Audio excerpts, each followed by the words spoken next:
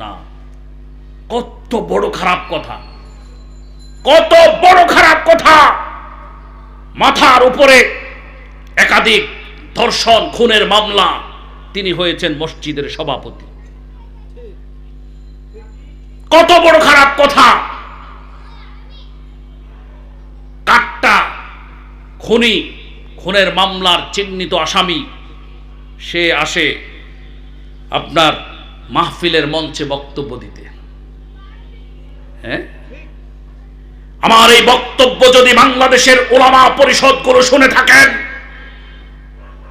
আইম্মা মাসাজিদের যে সংগঠনগুলো আছে, তারা যদি আমার এই বক্তব্য শুনে থাকেন, আমার এই বক্তব্য সাভারের এই এলাকা থেকে আমি আপনাদের উদ্দেশ্যে বলতে চাই, খবরদার উলামা পরিষদের সম্মেলনের নামে, আইম্মা পরিষদের সম্মেলনের নামে, দাওরা হাদিস মেশকাত মাদ্রাসার দস্তার বন্দি সম্মেলনের নামে কোন সুদখোর, কোন ঘুষখোর, কোন মাদক সিন্ডিকেটর, কোন সন্ত্রাসী চাঁদাবাজকে এই মাহফিলের মঞ্চে উঠাবেন না।